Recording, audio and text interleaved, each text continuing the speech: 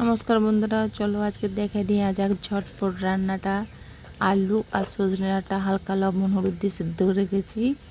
আর এদিকে মসুর ডালটা বেটে নিয়েছি, একটু লবণ দিয়ে দিলাম।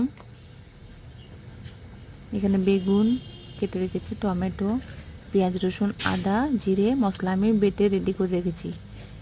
আমি মসুর ডালের সঙ্গে পেঁয়াজ রসুনের একটু পেস্টটা মিশিয়ে দিলাম, তাতে নুন ঝাল লাগবে। আর তেল কড়াইয়ের মধ্যে দিয়ে আমি এটা মসুর ডালটা দিয়ে দিলাম।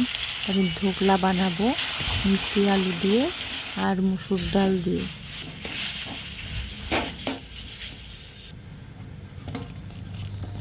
মিষ্টি আলুটা মানে আমরা লাল আলু বলি, ওটা মেখে রেখেছিলাম, এটার সাথে আমি অ্যাড করে দিলাম। ভালো করে নাড়াচাড়া করে নেব। থালার মধ্যে তেল দিয়ে এটা আমি ভালো করে সেট করে দেবো। কিছুক্ষণ ঠান্ডা হলে এটা ভালো করে সেট হয়ে যাবে। তারপর আমি এটা পিস পিস কেটে নেব।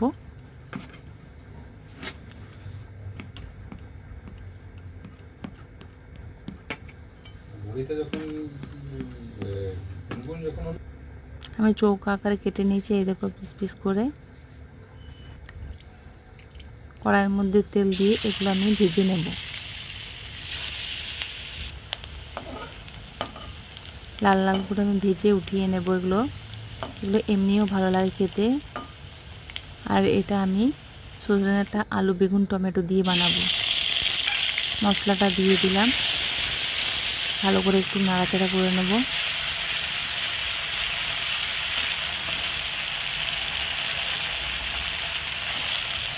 টমেটোটা দিয়ে দিলাম, মশলার সাথে ভালো করে কষিয়ে নেব। হলুদ পরিমাণ মতো, লবণ,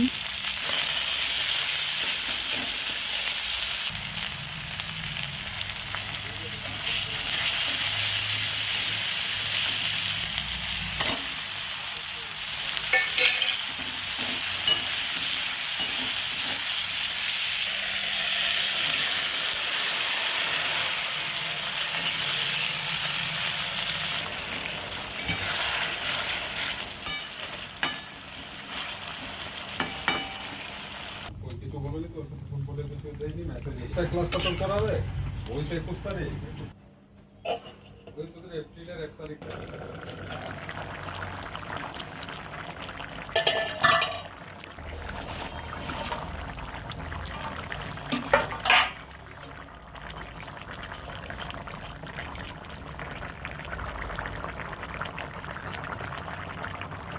এই